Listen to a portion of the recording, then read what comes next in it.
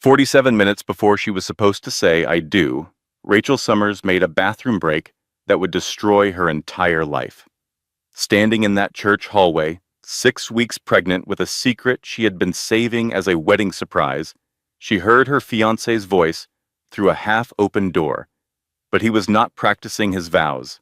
He was on the phone with another woman, calling her "my love," laughing about how Rachel buys everything. And then he said the words that turned her blood to ice. "This whole thing with Rachel? It is a means to an end. Her mother's property is worth $2.3 million, and sweet little Rachel is going to hand it to us on a silver platter." Her dream wedding was a trap. Her loving fiancé was a professional con artist. Her pregnancy was not a blessing to him. It was a chain to keep her locked in. But here's what Marcus did not know. He thought he was marrying a naive schoolteacher. He was wrong. He thought she would crumble. She did not. He thought he had won. He had no idea the war was just beginning. This is the story of how one woman lost everything, then burned her betrayer's empire to the ground. Value statement. This story is more than entertainment. It is a survival guide. If you have ever trusted the wrong person, if you have ever felt trapped by someone who claimed to love you, if you have ever wondered whether you were strong enough to fight back, this story is for you. Because the truth is, predators count on our silence. They count on our shame. They believe we would rather suffer alone than risk being judged. Rachel's story proves them wrong. And maybe, just maybe, it will give you the courage to prove them wrong too. They say you should trust your gut. But what happens when your gut has been lying to you for 3 years? My name is Rachel Summers. I was a third-grade teacher from Columbus, Ohio, and in exactly 47 minutes, I was going to marry the man I thought was my soulmate. But first, I needed to use the bathroom. That bathroom break saved my life and destroyed everything I thought I knew. The morning of June 14th started like something out of a bridal magazine. Sunlight poured through the stained glass windows of St. Michael's Community Church, casting rainbow patterns across the worn wooden pews. 87 guests would soon fill those seats. Most of them were his family and co-workers. My side was smaller. My mother, Linda, my sister, Diane, and a handful of teacher friends who had managed to get Saturday coverage. I stood in the cramped bridal room, staring at my reflection in a mirror that had seen better days. The dress was beautiful. Not Paris couture or designer silk. It was a $1,200 David's bridal gown that I had put on a credit card and was still making payments on. But when I looked at myself in it, I felt like a princess. A 34-year-old princess who taught multiplication tables and made $48,000 a year. But a princess, nonetheless. The ring on my finger caught the light. 1.5 carats. Marcus told me it was his grandmother's, passed down through generations of Walker women. I touched it like a talisman, drawing strength from its supposed history. What I did not know then was that he had bought it at a pawn shop in Tampa for $600. There was no grandmother. There were no generations of Walker women. There was only Marcus and his lies. But in that moment, I was blissfully ignorant. I was also 6 weeks pregnant with a secret I had been saving for the reception. I kept touching my still flat stomach, imagining the look on Marcus's face when I made the announcement. We had talked about children. He said he wanted 4. I had laughed and said we would start with 1 and see how it went. The door burst open, and my sister Diane swept in, already stressed, eating from a plate of mini quiches she had liberated from the reception hall. "If you keep eating those, you will not fit in your dress," I teased. Diane rolled her eyes. She was 41, divorced, mother of 2, and had 0 patience for anything she considered nonsense. If I have to hear Mom ask one more time whether the church has gluten-free communion wafers, I am going to need a bigger dress. She shoved another quiche in her mouth. How are you feeling? Nervous? Excited? Ready to run? I laughed. I am not running anywhere. This is the happiest day of my life, and I meant it. After everything I had been through, after my broken engagement at 28, after years of dating men who never called back, after watching all my friends get married while I wondered what was wrong with me, I had finally found him. Marcus Walker, regional sales manager. Volunteer at my school's fundraiser. The man who actually called when he said he would. He understood me in ways no one else ever had. He knew about my father leaving when I was 7, how it had shaped my fear of abandonment. He knew about my mother's early-stage dementia, how I worried about her constantly. He held me when I cried about these things and promised he would never leave. I believed him. Diane studied my face with the intensity of a woman who had survived her own marital battlefield. You really love him, do you not? More than anything, she nodded slowly. Then I am happy for you, Rach. I really am. There was something in her voice, a hesitation, a shadow. But before I could ask about it, there was a knock at the door. One of the bridesmaids poked her head in with a zipper emergency, and the moment passed. 20 minutes until the ceremony. Diane went to help with the zipper crisis while I tried to calm my racing heart. I needed a moment alone, just one quiet moment to breathe, to center myself, to appreciate what was about to happen. The bridal room bathroom was occupied, so I slipped out into the hallway, heading for the small restroom near the church office. The corridor was quiet, most of the activity concentrated in the main hall where guests were being seated. My heels clicked against the tile floor, the sound echoing off the walls. That is when I heard his voice, Marcus, coming from the church office, the door slightly ajar. He was supposed to be in the groom's room with his best man, doing whatever men do before weddings. But he was here, alone, his voice low and urgent and intimate. I know, baby, he was saying. I know. Just a few more hours and this whole circus will be over. I froze. My hand hovered over the bathroom door handle. Baby. He called someone baby. My brain scrambled for innocent explanations. His mother? No, he called her mom. His sister? She was sister. Who was baby? The other voice came through then, tinny and distant. Speakerphone. It was female, honeyed, confident. I just hate that you have to go through with this. It feels wrong. I could not move, could not breathe. Every instinct screamed at me to walk away, to unhear what I was hearing, to preserve the beautiful illusion of my wedding day. But my feet were rooted to the floor. Marcus sighed. It is necessary. You know the situation. Her mother's house is the only thing standing between us and the development deal. Once I am her husband, I have legal standing to... I know. The woman cut him off. The community land trust thing. But Marcus, she is pregnant. That complicates everything. The world tilted. He knew. He knew about the baby. But I had not told anyone except my doctor. How did he know? Had he gone through my things? Read my journal? His response turned my blood to ice. That actually makes it easier. She will be so focused on the baby, she will not notice anything until it is done. And honestly, it locks her in. What single pregnant woman is going to leave her husband? He laughed then. A cold, calculating sound I had never heard from him before. She is not her father. She will not walk away from her kid. She is not her father. He was using my deepest wound, my greatest fear, as a weapon against me.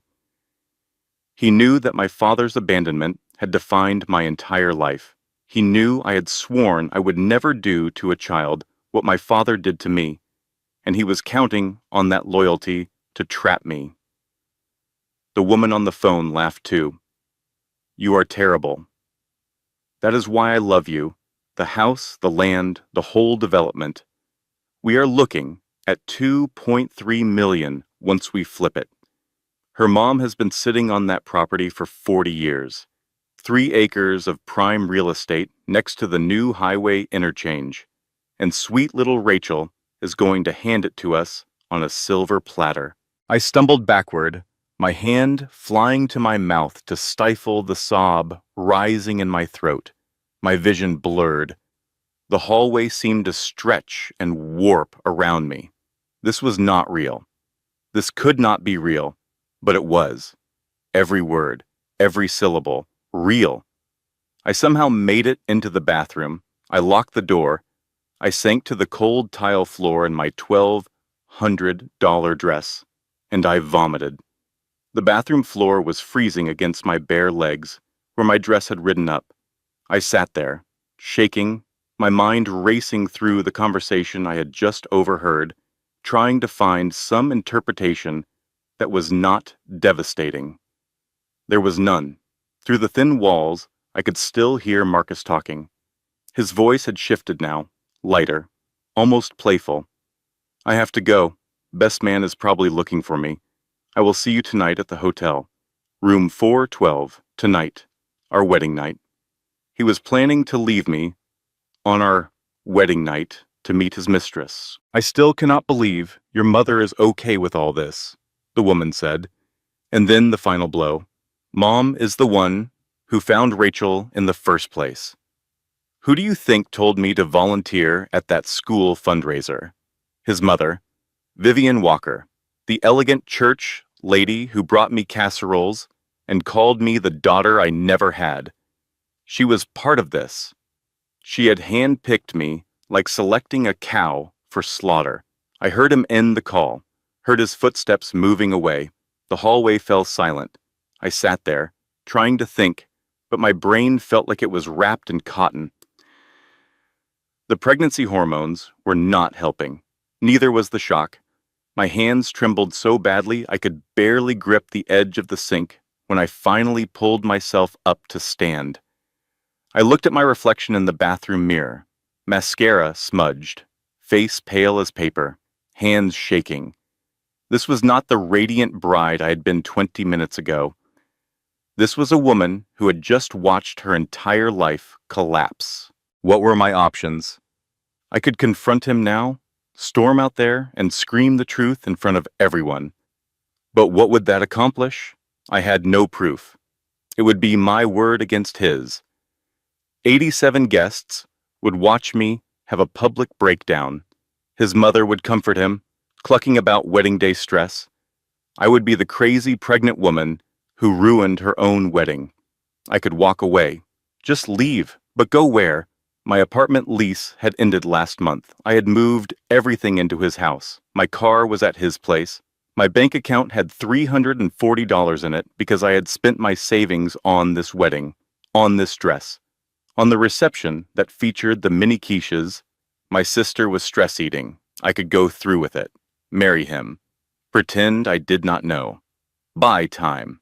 The thought made me physically ill, but the more I considered my situation, the more I realized how thoroughly trapped I was.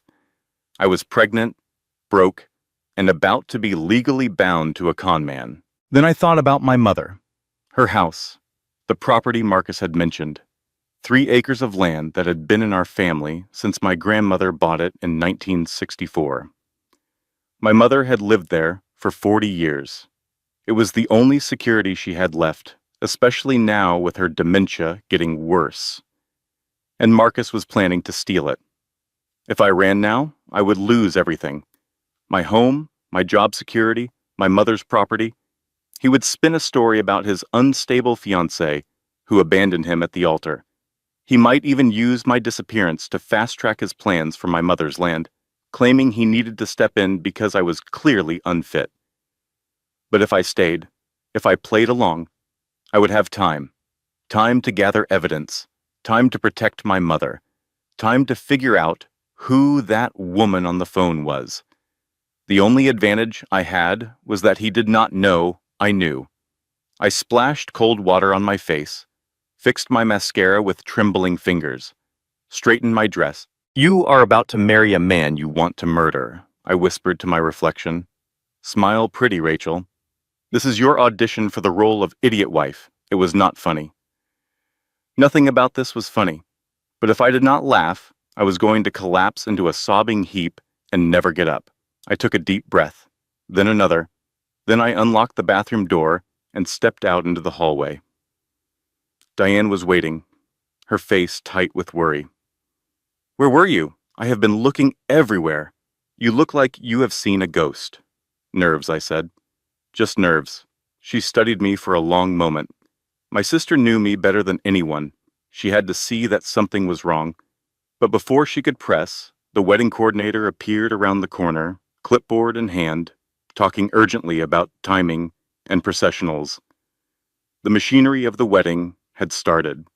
There was no stopping it now. My father was supposed to walk me down the aisle, but he had been gone for 27 years. My mother was supposed to, but she was already seated, confused about where she was and why everyone was dressed up. So I walked alone, which felt appropriate given the circumstances. The music swelled. The guests stood. 87 faces turned to watch me process toward my doom. And there was Marcus, standing at the altar in his rented tuxedo, beaming at me with that same smile I had fallen in love with. Now it looked different. Now I could see the predator behind it. I made myself smile back. Beside him stood his best man, David, grinning like this was the happiest occasion. In the front row, Vivian Walker dabbed at fake tears with a lace handkerchief. And 3 rows back, I spotted her, a blonde woman, polished and pretty, watching the proceedings with an intensity that did not match a casual guest. Brittany Cole. I had met her once, briefly. Marcus said she was his real estate partner. Now I understood what kind of partnership they had. When I reached the altar, Marcus took my hands. His touch, which once made me feel safe, now made my skin crawl. You look breathtaking, he whispered. You have no idea, I replied. His smile flickered, something in my tone. But before he could react, the officiant began speaking, and the moment passed. The ceremony was a blur. I said the words, I do, for better or worse, till death do us part. Each vow felt like swallowing broken glass. When he kissed me, I kept my eyes open. I watched Brittany Cole's face across the room. She looked away. Got you. The reception was held in the church hall. Streamers and balloons and a DJ playing songs from our supposed story as a couple. Our first dance was to a song Marcus had picked because it was playing in the restaurant where we had our first date. Now I wondered if that restaurant, that date, that entire meet-cute had been calculated, part of the trap. About an hour in, Marcus excused himself to take a call. Work stuff, he said with an apologetic shrug. The Singapore deal? I will be right back. I smiled and nodded like the good little wife I was pretending to be. The moment he was gone, I moved. His phone was sitting on the head table where he had left it, tucked under his napkin. He was so confident, so sure of himself, that he had not even bothered to take it with him. I knew his passcode. Our anniversary, 0714. My hands were steady as I scrolled through his messages. I found the thread with B almost immediately. The messages went back 2 years, before he had even met me. Found the perfect target, Brittany had written. 3rd grade teacher, single, desperate. Her mom owns that property on Route 40. Send me her info, Marcus replied.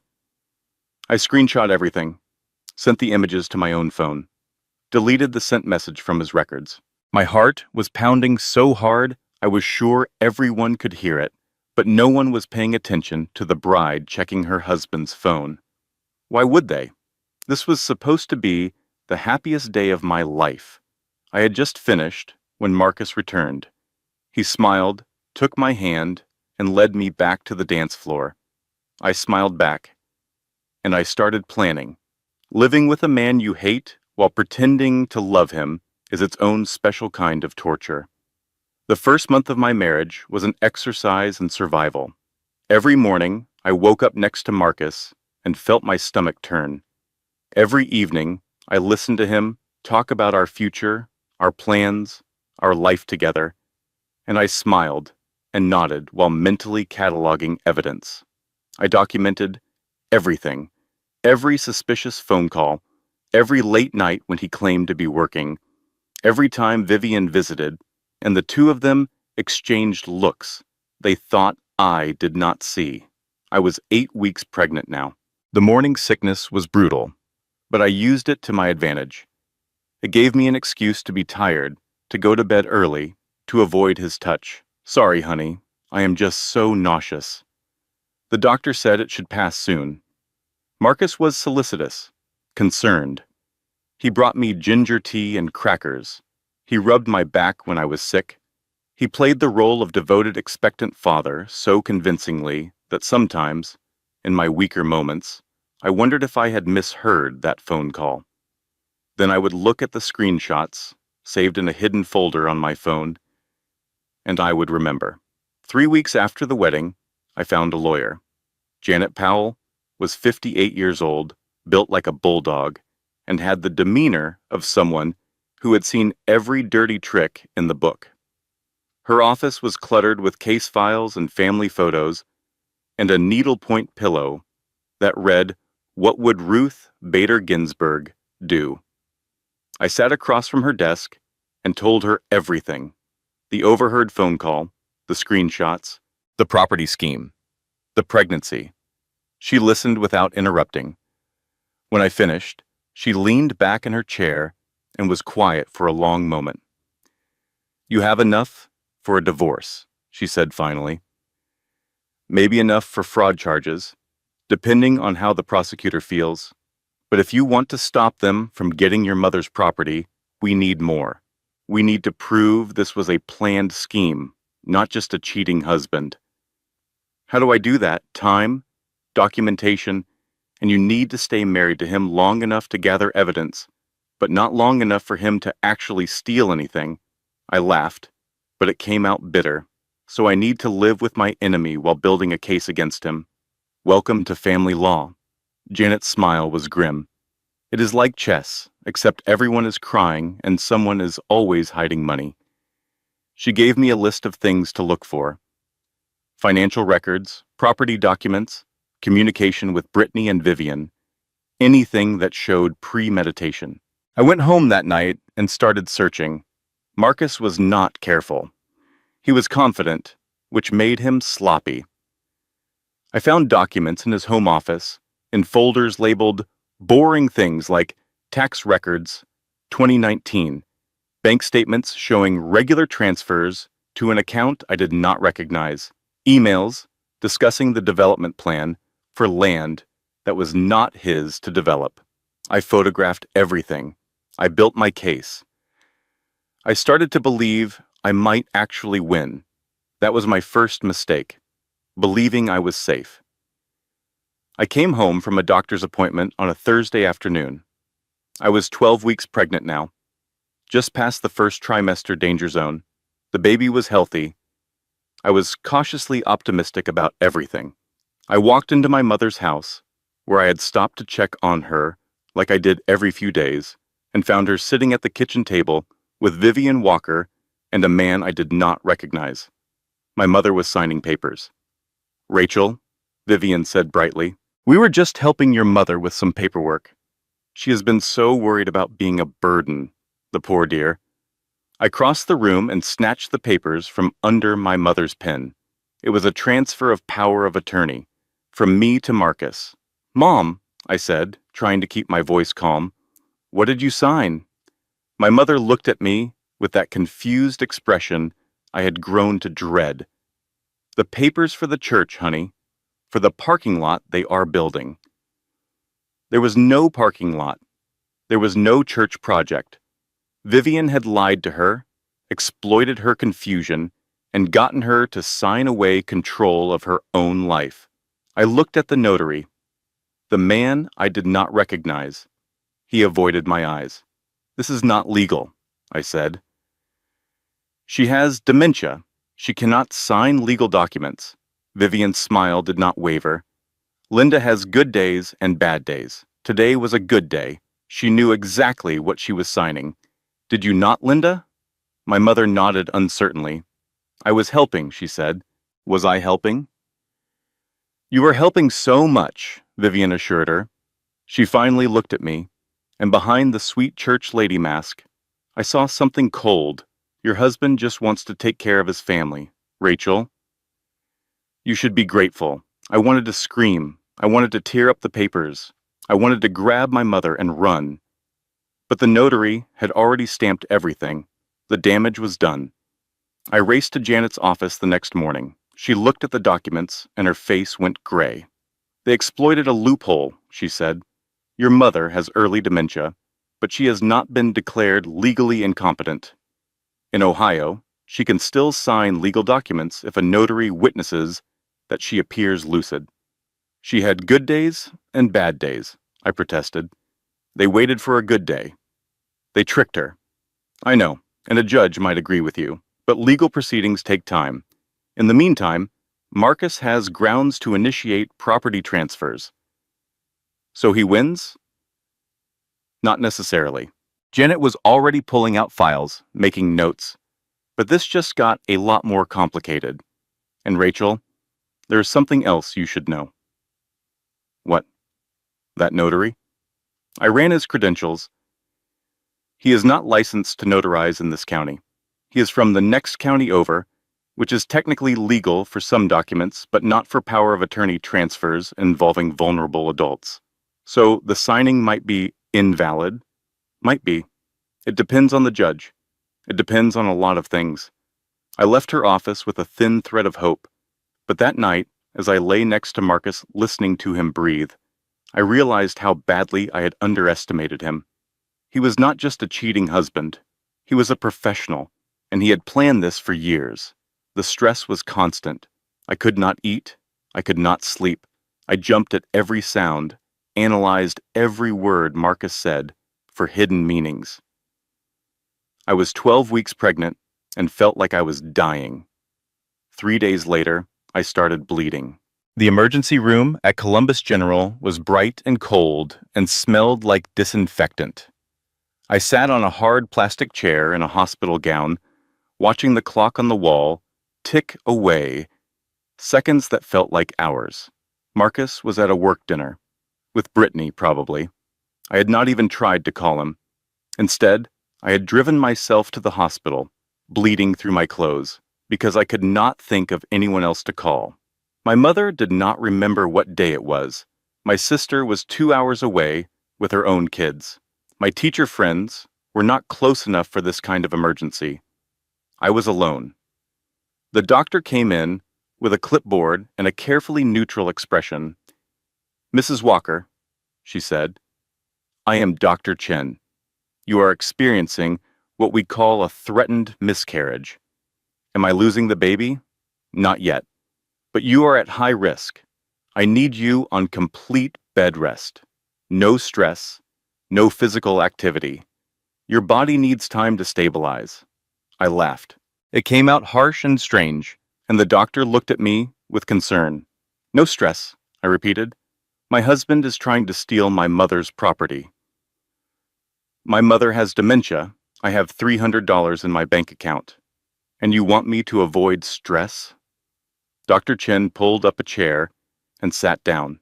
She was about my age, maybe a little older, with kind eyes and practical hands. Mrs. Walker, Rachel. I do not know your situation, but I know that stress can affect pregnancy outcomes. Whatever is happening in your life, you need to find a way to step back from it, at least for a few weeks. Is there anyone who can help you? Family? Friends? I thought about it, really thought about it. My sister, I said finally. Maybe my sister. Call her tonight. Whatever is going on, you do not have to handle it alone.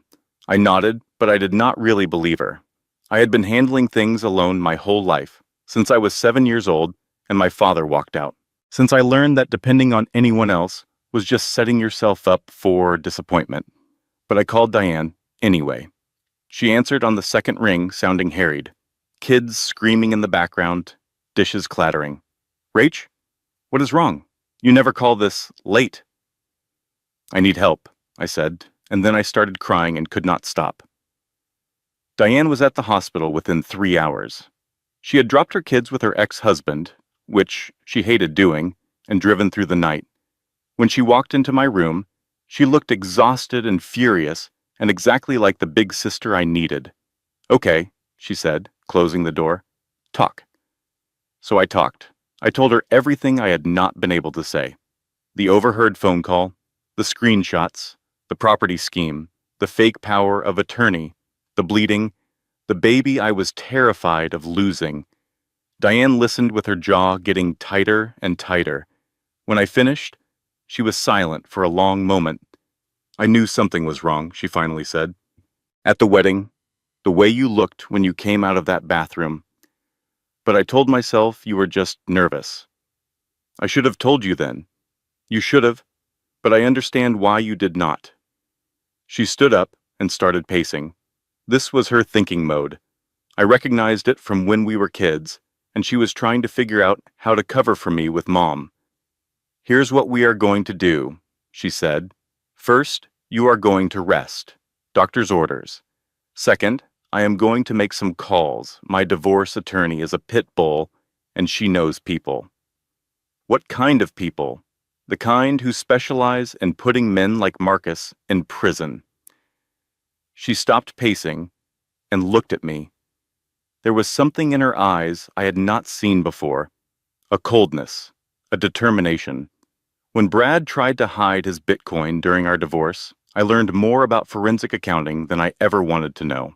I basically became a legal crime podcast. This is my Super Bowl, Rachel, and I am going to destroy him.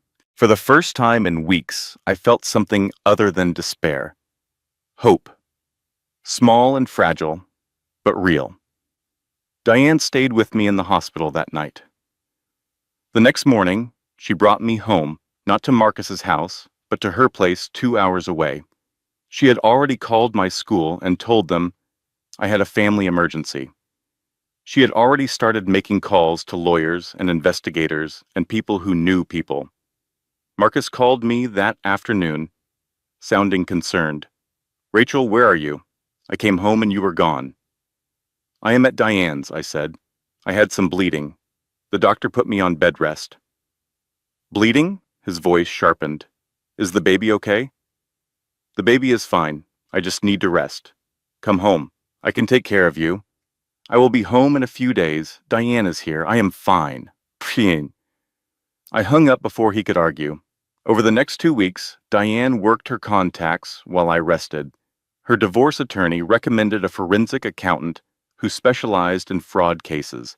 He was willing to work pro bono because he hated real estate scammers. Slowly, a picture began to emerge. Marcus Walker was not who he said he was. His real name was Marcus Wayne Hollister. He was wanted in Florida for real estate fraud.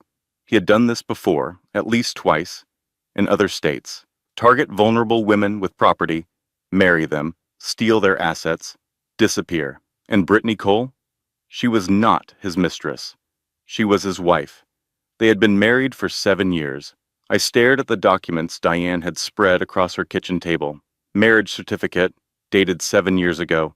Marcus Wayne Hollister and Brittany Ann Cole. Florida courthouse. My marriage was not real. It had never been legal. I was not his wife. I was his victim, and I was going to make him pay. Armed with new information, we built a trap. Diane's forensic accountant found the money trail. Marcus and Brittany had been running this scheme for over a decade. At least 7 women across 4 states, all targeted the same way. Single, lonely, with property or assets worth stealing. They were professionals, and they had gotten away with it for years because none of their victims had ever talked to each other, until now.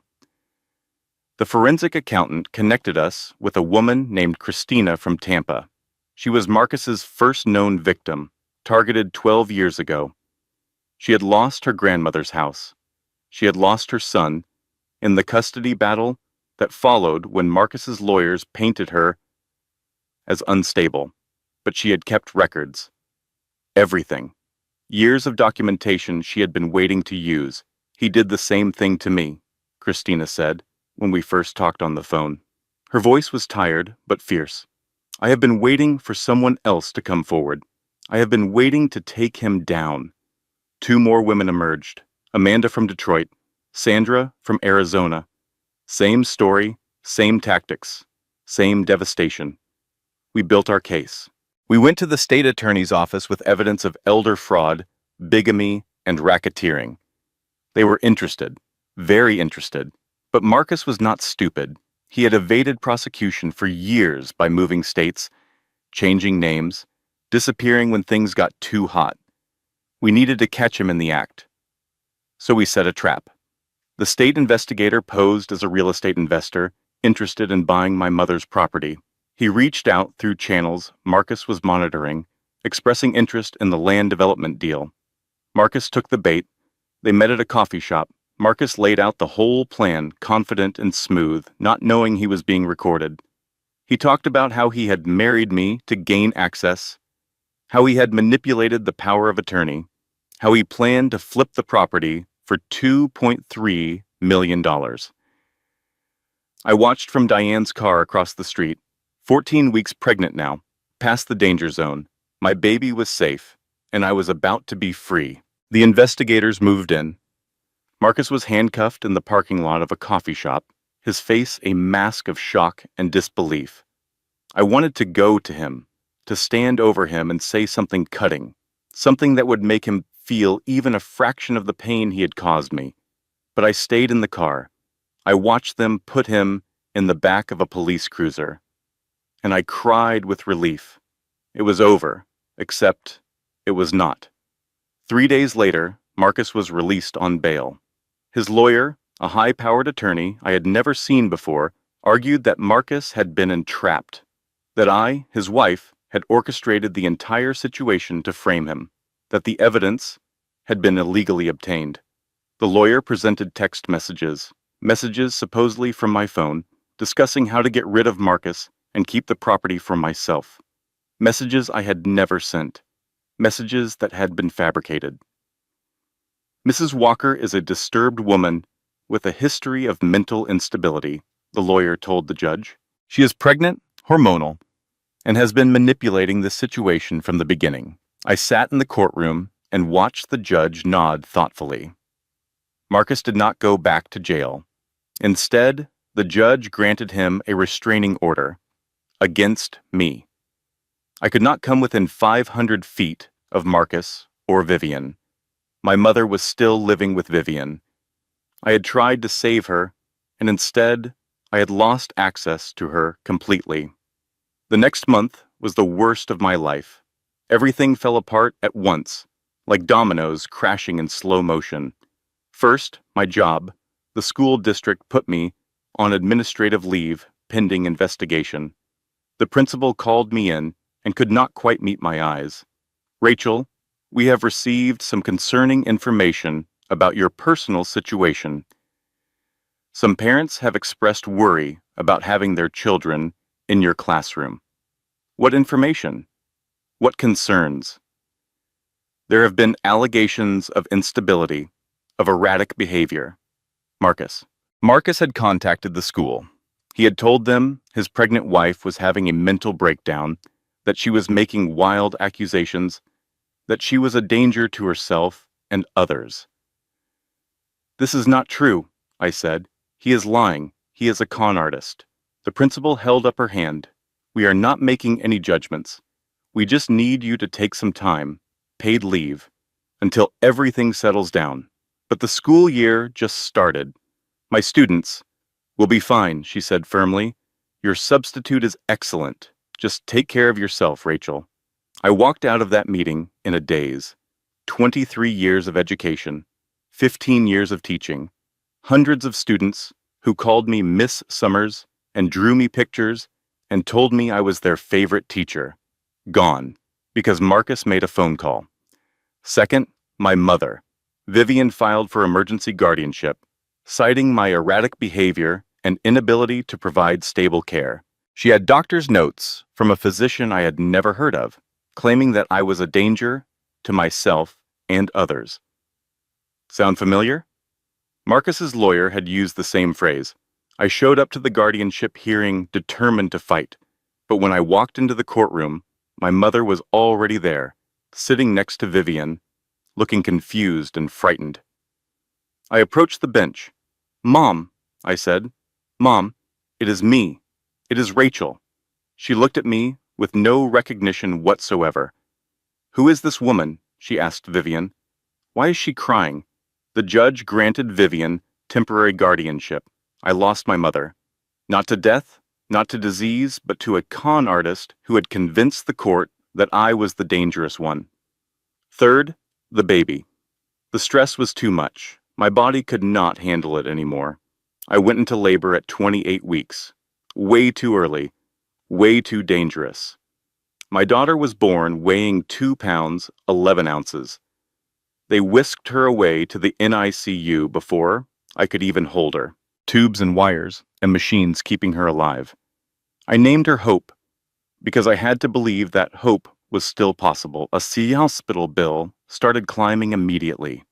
I had lost my job, which meant I had lost my insurance. Marcus's plan had been good, but Marcus was contesting everything, claiming we were never legally married, which was true but not for the reasons he was saying. $200,000, then $250,000, then $300,000. I sat in the NICU, watching my daughter breathe through a tube, and felt the last pieces of my life crumble to dust.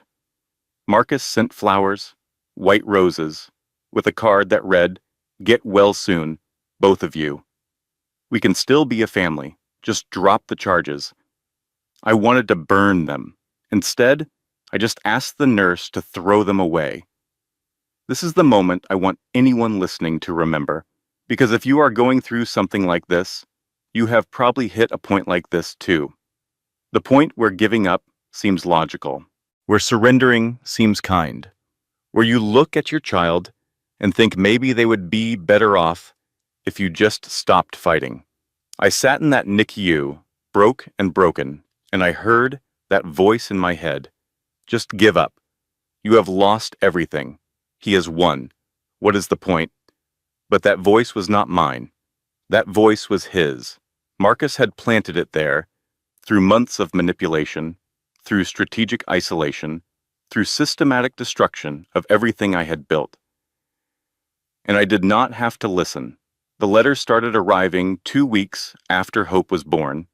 The first one was from Christina in Tampa, the woman who had helped us build our case. "I saw what happened on the news," she wrote. "The restraining order, the custody battle. I know how it feels to have everyone believe him instead of you. But I want you to know something. You are not alone, and this is not over." She had included more documentation, names and dates and evidence she had been saving for years, waiting for the right moment. The second letter came from Amanda in Detroit. Same story, same offer of help. Then Sandra from Arizona. Then a woman named Keisha from Georgia. Then Patricia from North Carolina. Then Margaret from Oklahoma. Then Deborah from Nevada. 7 women, 7 states, 7 lives Marcus and Brittany had destroyed. They found each other through Christina's network. She had been quietly connecting victims for years, building a support system, waiting for someone to finally take Marcus down. Now that someone was here, and she had an army, Diane set up a group chat. She called it Marcus's Exes But Like for Justice. "Should we have matching t-shirts?" Christina texted. "I was thinking more like matching prison jumpsuits," Amanda replied. "For them, not us." "Focus, ladies," Diane wrote. "We are doing a crime, a legal justice crime." It was not funny. Nothing about our situation was funny. But somehow, being able to laugh about it together made it bearable. We pooled our evidence. Each woman had pieces of the puzzle. Bank records from Florida, property documents from Michigan, marriage certificates from 3 different states, testimony about patterns and tactics and methods. Together, we had proof of a criminal enterprise spanning over a decade. Sandra worked in local TV news. She knew a producer at a national true crime show that had been wanting to do a piece on romance scams. "This is bigger than a romance scam," Sandra said during one of our calls. "This is organized crime. They will be interested." I hesitated. Going public meant everyone would know. My students, my colleagues, my mother's neighbors. Everyone would know I had been fooled, conned, manipulated by a man who never loved me. Then I visited Hope in the NICU.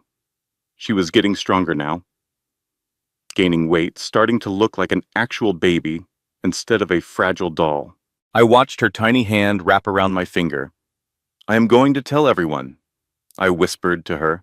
"So this never happens to anyone else. So you grow up knowing your mom fought back." Hope squeezed my finger.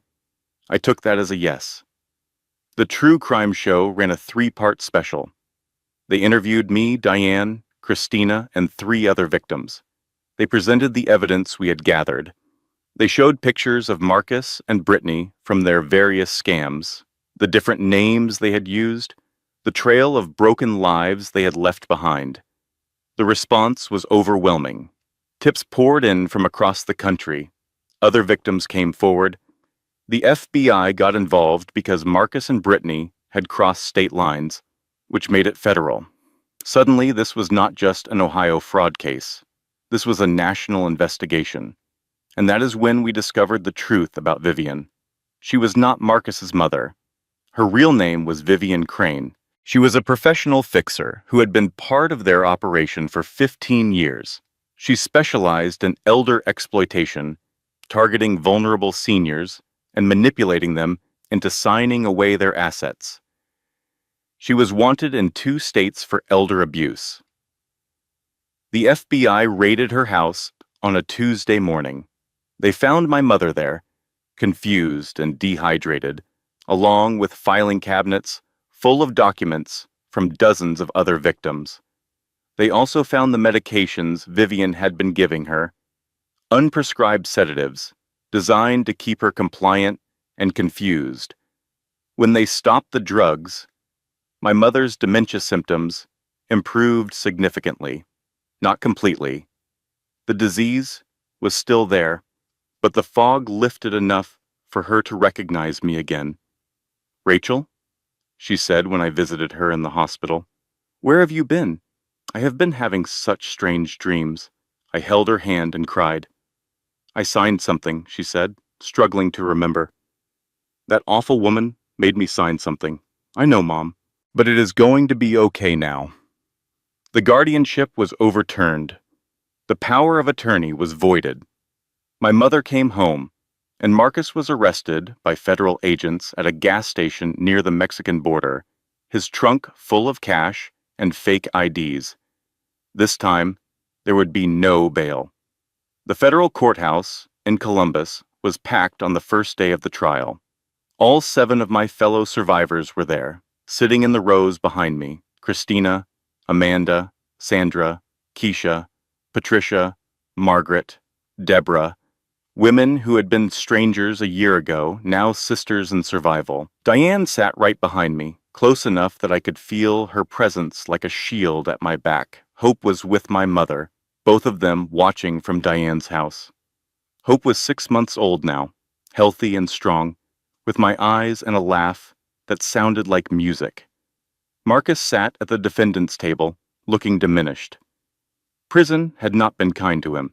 The smooth charm that had fooled so many women was gone, replaced by something hollow and desperate. Brittany sat beside him, her lawyer trying to distance her from the worst charges. Vivian was at a separate table, facing her own counts of elder abuse and fraud. The prosecution presented their case methodically. Bank records, property documents, testimony from victims across 7 states, the recorded conversations from the sting operation, the fake text messages Marcus's lawyer had presented, now proven to be fabricated. It took 3 weeks. 3 weeks of reliving the worst moments of our lives, of watching Marcus try to spin every piece of evidence, of listening to his lawyer call us unstable, emotional, hysterical. But we had the truth, and the truth was undeniable. On the last day of testimony, I took the stand. Marcus's lawyer tried to rattle me. He asked about my father's abandonment, suggesting I had daddy issues that made me desperate for male attention. He asked about my failed engagement at 28, implying I was damaged goods. He asked about my mental state during the pregnancy, hinting that hormones had made me irrational. I answered every question calmly and clearly, and then it was time for my closing statement. I turned to face the jury, 12 strangers who would decide whether the man who had destroyed my life would face justice. I was a third-grade teacher who wanted to be loved, I said. That is not a crime. I believed a man who said he loved me. That is not a crime either. I looked at Marcus. He could not meet my eyes. What he did, I continued, systematically targeting vulnerable women, stealing our savings, our homes, our families, that is a crime. He studied us. He learned our weaknesses. He exploited our deepest wounds. I thought about my father, walking out when I was 7. I thought about how Marcus had used that wound against me, how he had promised he would never leave, knowing it was the one thing I needed to hear. He counted on our silence, I said. He counted on our shame. He thought we would be too embarrassed to admit we had been fooled. He thought we would rather suffer alone than come forward and risk being judged. I looked at the women in the gallery, my sisters, my army, but we are not silent anymore, and we are not ashamed. Being conned by a professional con artist does not make you stupid. It makes you human. It means you had a heart big enough to love and trust. He is the one who should be ashamed. He is the one who is broken. I turned back to the jury. This ends today, not just for me, but for Christina, who lost her grandmother's house, for Amanda, who lost her son, for Sandra and Keisha and Patricia and Margaret and Deborah, for every woman who ever trusted the wrong person and paid the price. I took a breath. He thought he broke me. He was wrong. The verdict came back in 4 hours. Guilty on all counts. Federal racketeering, wire fraud, elder abuse, bigamy. Marcus was sentenced to 47 years. He would die in prison. Brittany got 35 years. Vivian got 28. When the judge announced the sentences, I did not feel triumph. I did not feel joy. I felt tired, bone-deep exhaustion that I had been holding at bay for over a year. But underneath the exhaustion, there was peace. It was over. 2 years have passed since the trial. I stand in front of my mother's house, the house Marcus tried to steal, watching children play in the garden that was once overrun with weeds. The building has been renovated now, expanded, transformed into something beautiful. The sign by the front door reads, "The Linda Summers Center for Justice." It took almost a year to make it happen. Fundraising, grant applications, building permits, endless paperwork. But when you have an army of determined women who have already survived the worst, bureaucracy does not stand a chance. The center provides legal aid for domestic abuse survivors and fraud victims. Free consultations with attorneys who specialize in the tactics men like Marcus use. Support groups where women can share their stories without shame. Christina runs the Tampa chapter now. She takes calls from women who are just discovering their husbands are not who they claim to be, who are scared and confused and do not know where to turn. She tells them what I told her. You are not alone. This is not your fault. And we are going to fight. Amanda coordinates with law enforcement across multiple states, helping identify patterns that might indicate fraud rings, like the one Marcus ran.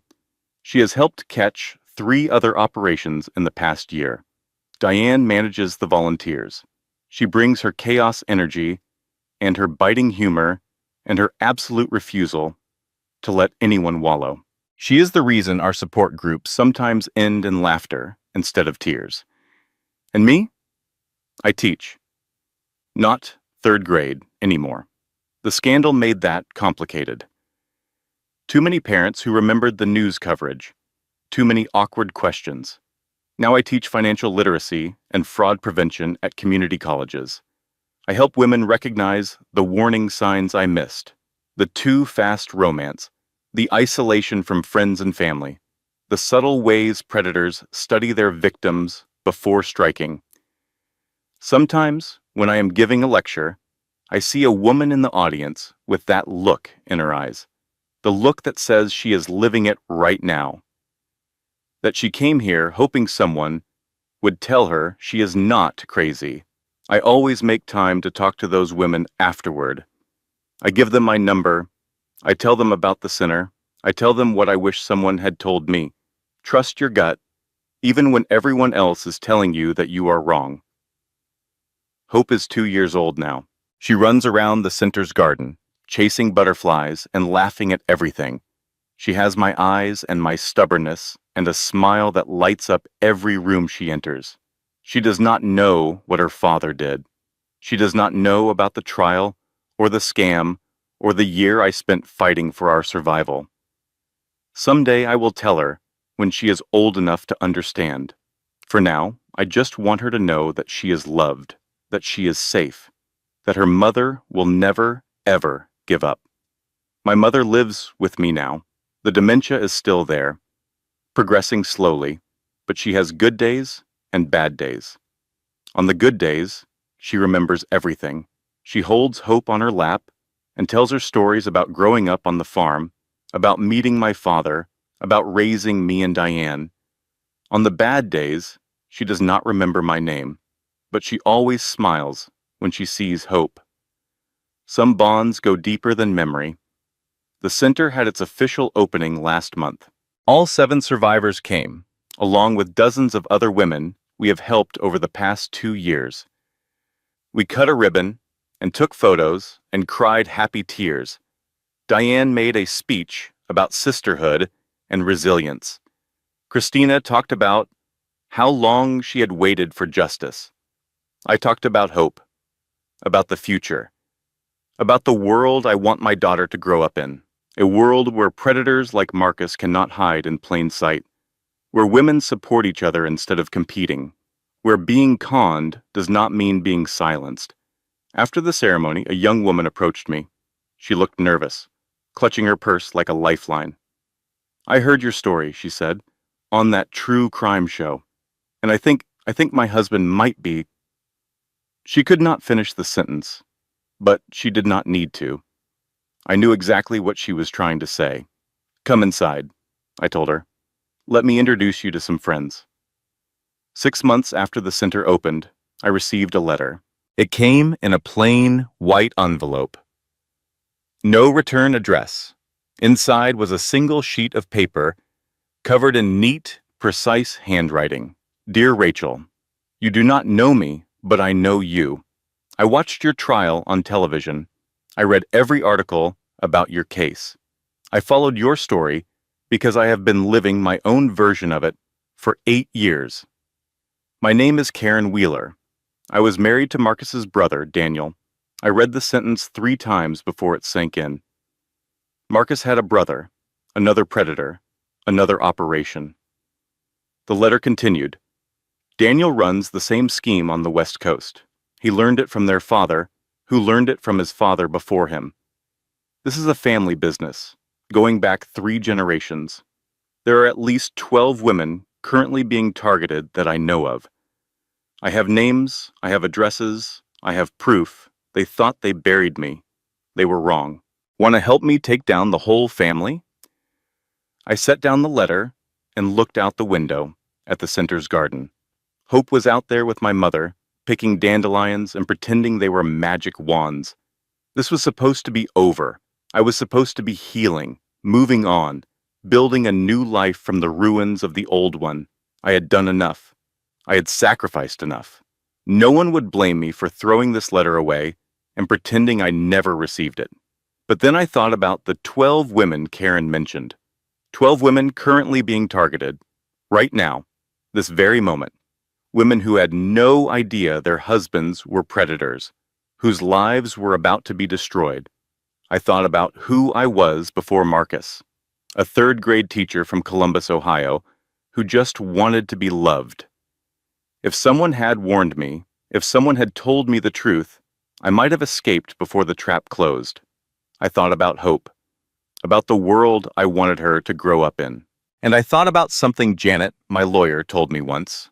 When you survive something terrible, you have two choices. You can let it define you, or you can use it to define what you stand for. I picked up my phone and called Diane. She answered on the second ring, sounding out of breath. She had probably been chasing her teenagers again. "Rach, what is up?" "So?" I said, looking at Karen's letter. "Remember how you said you were basically a legal crime podcast?" Diane laughed. "Oh no. What now? How do you feel about a sequel?" There was a pause. I could practically hear her grinning through the phone. "Tell me everything," she said. They thought I was just another Mark, a single mom with a sad story and a big heart. They thought they broke me. But here's the thing about breaking someone. Sometimes you do not destroy them. Sometimes you just make them sharp enough to cut you back. My name is Rachel Summers. I am a third-grade teacher, a mother, a fraud survivor, and apparently a professional con artist hunter now. And I am just getting started. If this story resonates with you, do not let it end here. Hit that like button so more women can find this message. Drop a comment and share your thoughts. Have you ever trusted someone who turned out to be a lie? Your story might be exactly what someone else needs to hear today. Subscribe and turn on notifications so you never miss another story of resilience, justice, and fighting back. And if you know someone who needs to hear this, share it with them. You never know whose life you might change. Now, let us begin. Closing credit. This content was carefully researched, developed, and manually edited by our team to deliver meaningful stories with real-life lessons. We believe that every story should leave you stronger than before. Thank you for being part of this journey.